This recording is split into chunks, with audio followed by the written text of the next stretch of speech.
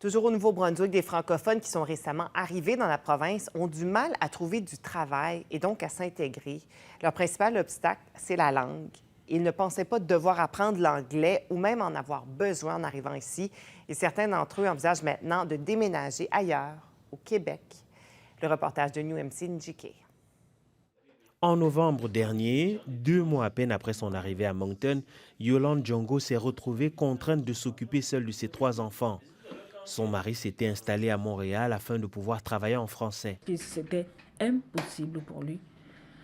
Même un petit boulot juste de quoi payer les factures, c'est impossible. Yolande était comptable au Cameroun, son pays d'origine. Elle n'est pas non plus parvenue à trouver du travail au Nouveau-Brunswick parce qu'elle ne parle pas anglais. Malgré les multiples demandes d'emploi, il n'y a rien qui soit concret. Il faudrait être parfaitement bilingue. En dépit de sa déception, elle était disposée à apprendre l'anglais, mais là encore, elle a fait face à des obstacles puisqu'il faut faire des cours en présentiel. Nous qui sommes mamans, ce n'est pas évident de laisser des enfants. Déjà que la garderie n'est pas accessible.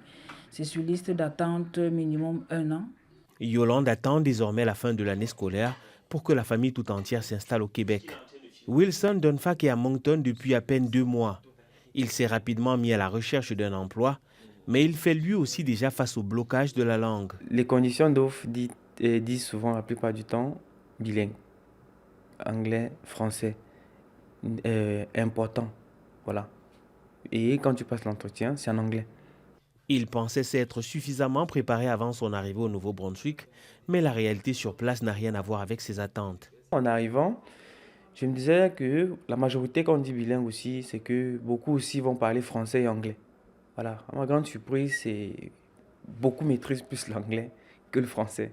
Pour le sociologue de l'Université de Moncton, Leila Sall, si certains des francophones qui arrivent dans la province ne parviennent pas à travailler en français, c'est parce que la francophonie néo-brunswickoise est victime de son caractère minoritaire.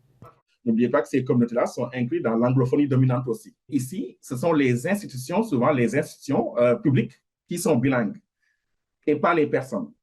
Il déplore le fait que les campagnes de recrutement faites à l'étranger n'insistent pas suffisamment sur la nécessité de parler anglais.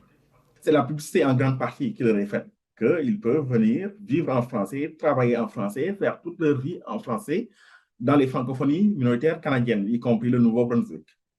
Il donne en exemple les étudiants internationaux de l'Université de Moncton qui ont tendance à ne vivre qu'en français.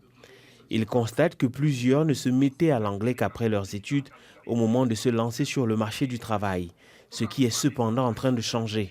Mais de plus en plus, on voit quand même avec les opportunités de travail hors campus, on voit qu'ils ils essaient de trouver des solutions pragmatiques pour devenir bilingues.